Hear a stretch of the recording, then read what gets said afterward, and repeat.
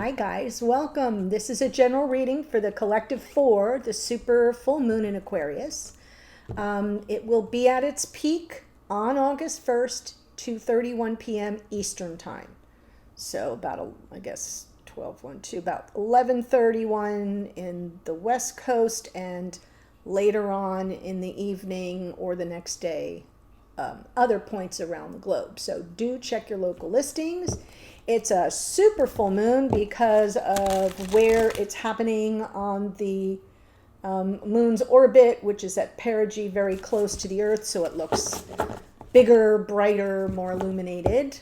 But let me just tell you a little bit. I am up against, just FYI, I'm up against some storms that have been rolling in and out, and also the crew outside doing the hurricane trimming, prep of trimming trees. So storm one side, chainsaws on the other side, and I'm also expecting an important call. So if you see any Dyson splice, that's all the crap that's going on here.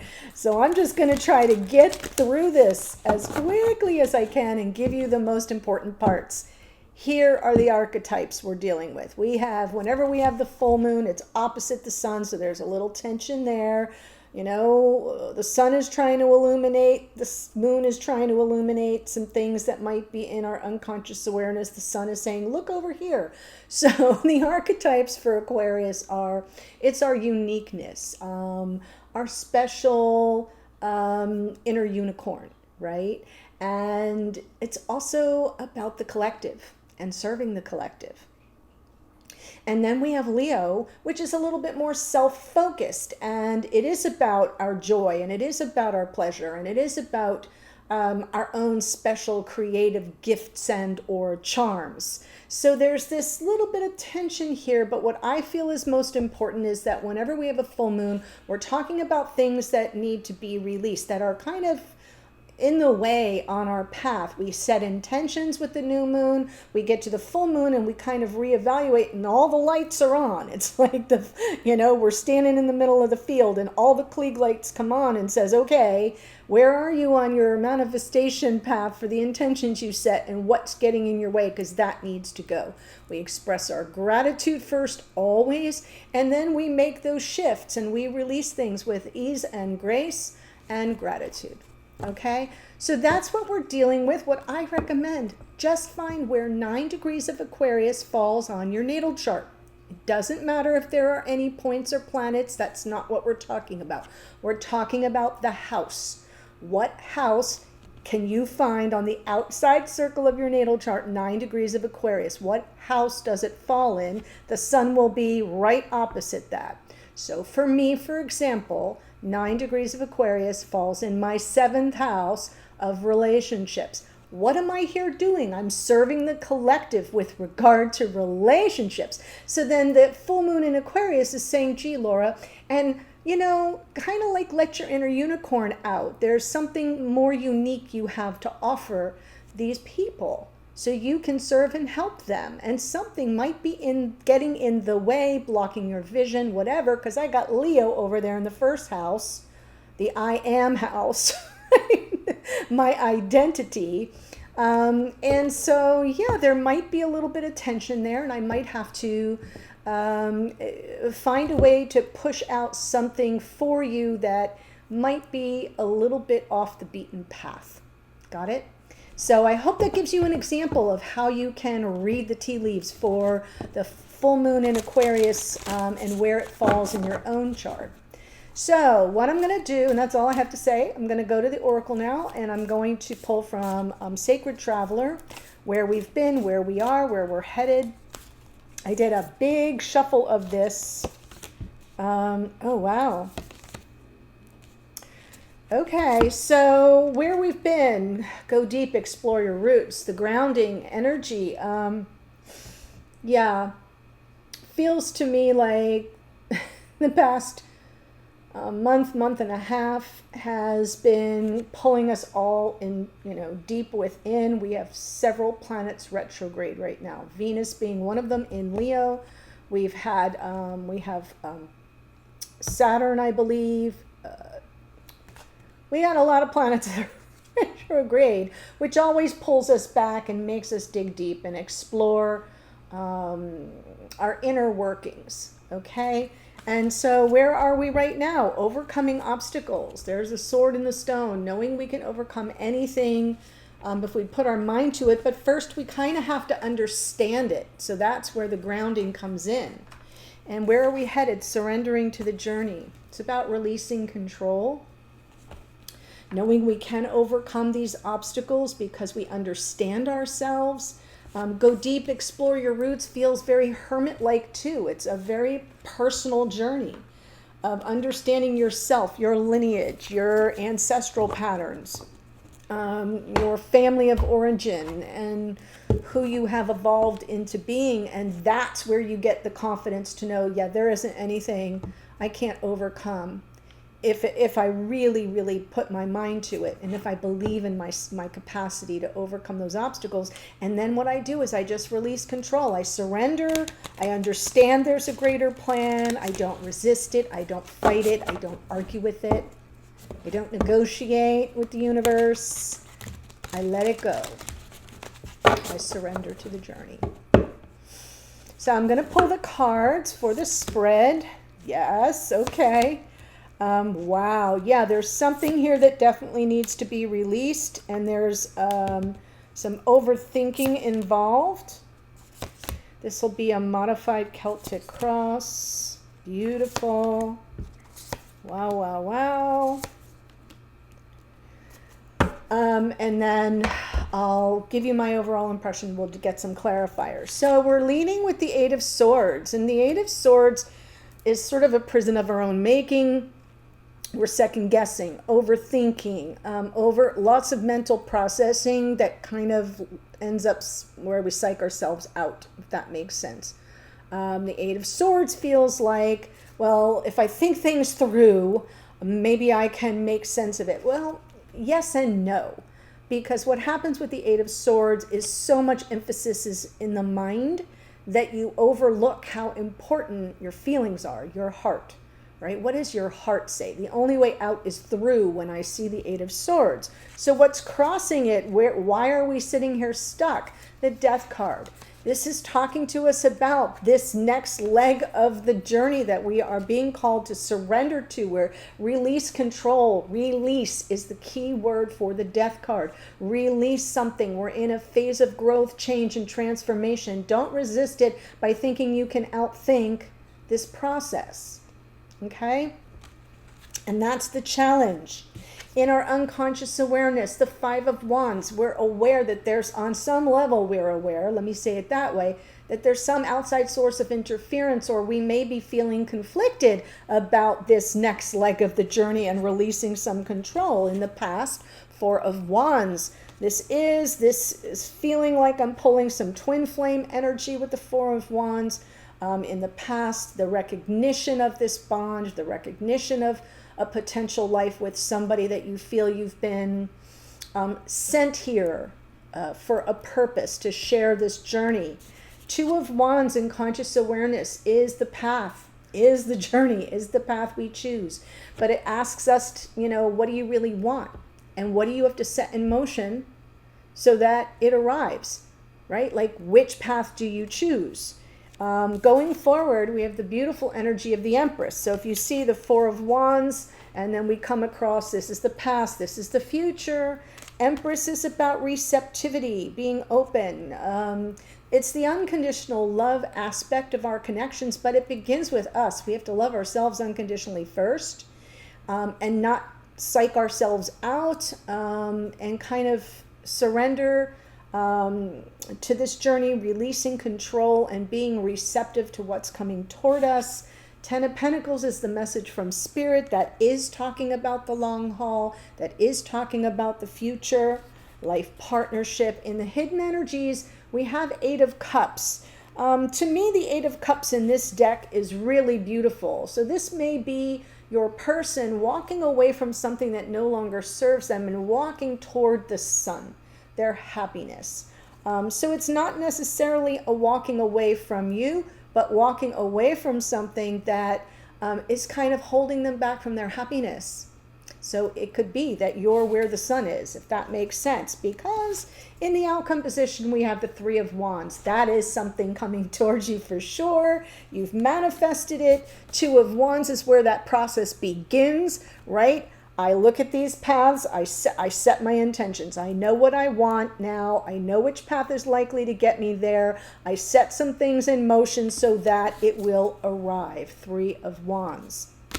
I know, it's good. All right, so let me go ahead and jump in with some clarifiers here. Eight of Swords, Death. Five of Swords, King of Pentacles, Seven of Pentacles. This has been unfolding over a long period of time, so I feel like your patience is waning, right? Like, it's like, wow, how much longer? Feeling very stuck, obviously, but also questioning intentions. Five of Swords with the King of Pentacles. And since we have the Ten of Pentacles from Spirit, the Four of Wands in the past, we have the Empress, I feel like there's this energy of I'm stuck because I don't know if things are going to change, right? Our old patterns, just kind of going to keep unfolding. Repeating cycles. With the Death card, we have to have some growth and change. We have to release something. And I feel what needs to be released is this energy of defeat, this feeling like that it's all a game, right? This is zero-sum game energy. And that you've been waiting for this change, and now you're in this loop of the Eight of Swords of thinking it through, then overthinking it, then questioning your thoughts, then second guessing your questioning of the thoughts that you've been thinking for so long. It's exhausting. It's exhausting. So let's see what the conflict is here in your unconscious awareness.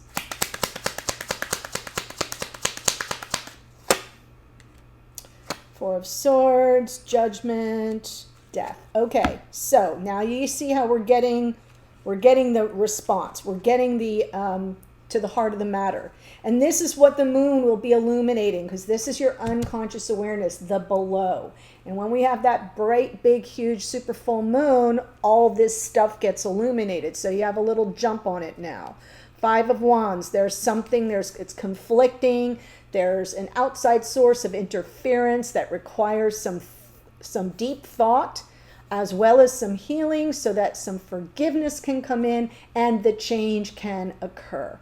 I feel that Judgment card is about almost nothing more than forgiveness and second chances, and yeah, we got this, we're good, we're not going to let this rain on our parade. So that the Death card, way buried deep, is why this is coming out as the challenge, because as we get closer to this full moon, it's illuminating all the stuff we kind of disregard, or maybe we have a body response sometimes to our unconscious awareness, and we get tinges, or we get teary, or right, or we get nervous or frightened, and we don't know why. I don't know if that ever happens to you, but it happens to me like all the time. So I feel like as the moon comes and illuminates all this, it makes perfect sense. But remember, if there's healing required, forgiveness is the path to the healing. And then we get the growth, change, and transformation, because we can release the conflict. We can release the two fives here, the two toughest fives, in my opinion, Five of Swords and Five of Wands. I mean, none of the fives are easy, because they're all about change and instability on some level. But those two, there's something that needs to be sorted through, forgiven, and released. Let it go, right? Four of Wands in the past.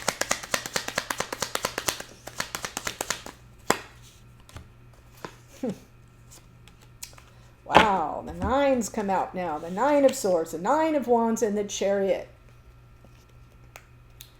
There's been a lot of anxiety, worry, sleepless nights over this connection. What should be and has felt like a beautiful, preordained soul bond, twin flame, soulmate, whatever label you want to put on it, has been a great source of anxiety, worry, preoccupation, and exhaustion. Underneath with the Chariot, that's the card that says, make progress. Chariot is either moving toward or away from something, always to serve your highest good, right? So it's about moving away from this sort of, I'm hearing the rain, I think, this sort of perpetual loop of exhaustion and worry. And it's just, I feel like on some level you've known for some time that it's no way to live, right? That it's just draining you. That's the obstacle you've got to overcome. So let's see the Two of Wands.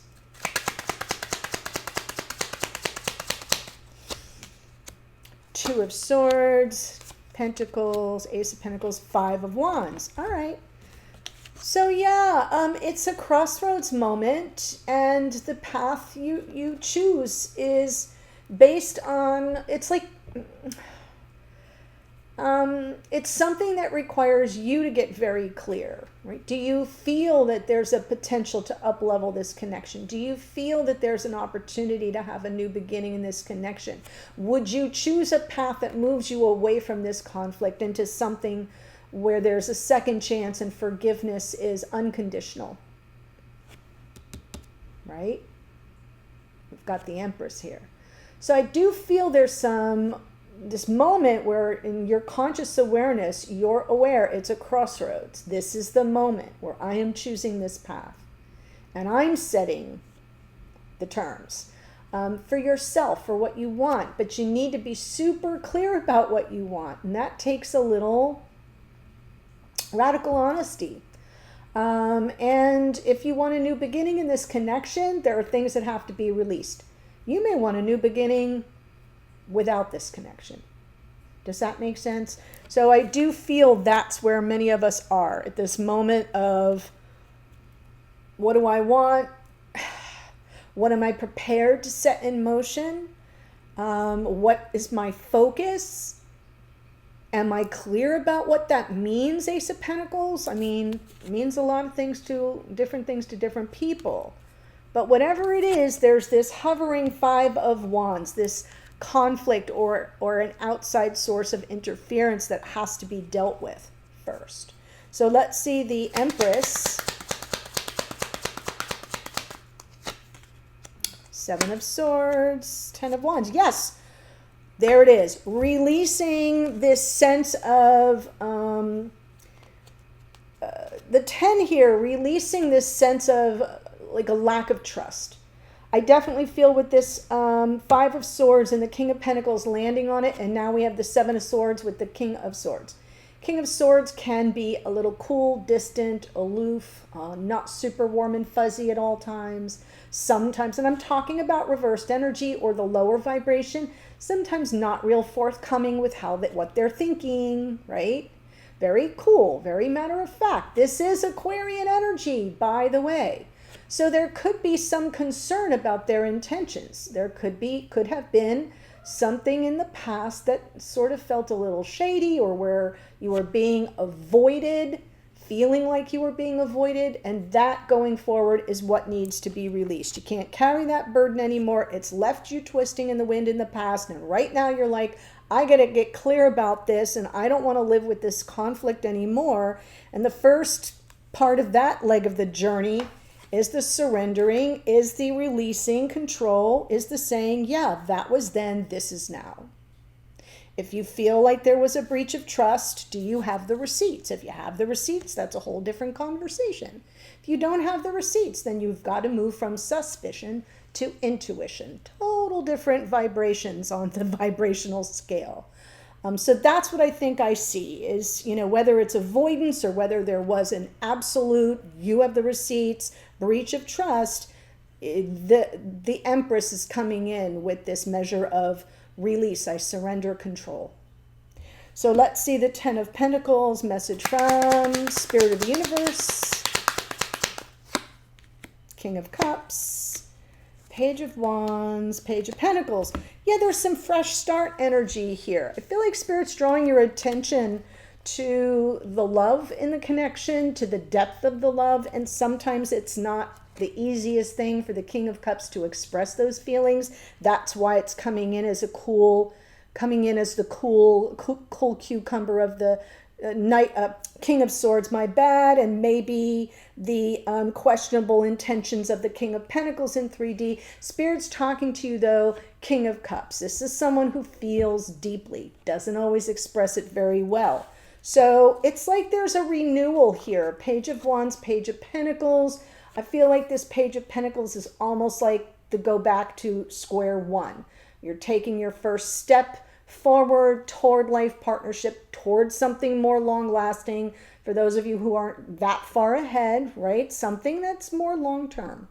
But there's a requirement of some optimism, that you see the glass half full and not half empty when I see that little Page of Wands. Now the pages are messengers, so it's like optimism about the communication, optimism about any news coming in, and being prepared to kind of start fresh. Especially if you're releasing some old wounds, some old, and maybe they're not old, but momentary experiences of questionable intentions. That's what I'm picking up from here.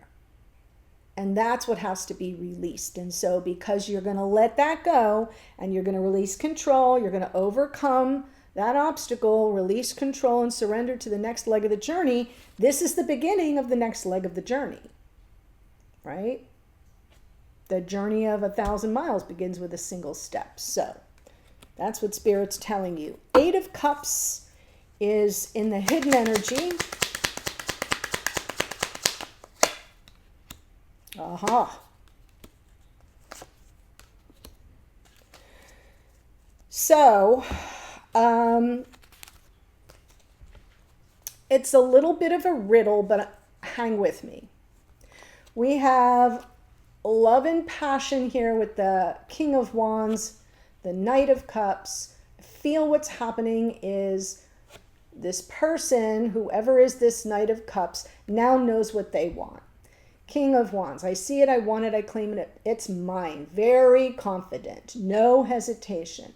But that's coming from the bottom of the deck. What they're leading with is their heart, preparing to leave behind things that no longer serve, things that have led to a painful ending maybe between you. I don't see that this is an ending. I see it as sort of closing out that chapter. That's the overcoming of the obstacle. And it feels to me like this person's very confident of what they want and coming towards you with this beautiful cup of love, with an offer from their heart, definitely wanting to leave behind the turbulence of the past. I hope that makes sense, as it's coming through a little cryptic.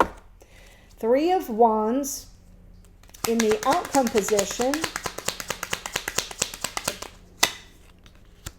Justice, yeah, the balance coming in. The yeah, almost like the wish is being fulfilled because you trust your intuition. 3 of Wands is something coming towards you. Justice is the balance, the harmony being restored. And it's all coming in because even though you might have had a little apprehension, you followed your intuition, you didn't get spooked by what you didn't know coming towards you. And in the end, we have some wish fulfillment with that 9 of Cups, because that's been the goal. It's like, look, I'm not asking for much. I want to be happy. I want to feel emotionally fulfilled and content. And I know this is kind of nerve-wracking, but I'm going to trust my intuition as I anticipate what's all the good that's coming toward me. So I do feel that Justice card is doing a lot of heavy lifting here, but it's talking about the resolution of all this difficult, tense energy of the 5 of Wands, the 5 of Swords, the 7 of Swords, the 9 of Swords, the 10 of Swords. We have a lot of tension here. And so something has happened. You know what it is, but it's a general reading, not a private reading. So it's going to be a little different for all of you. This Justice card is basically bringing those scales back into balance, saying we're good.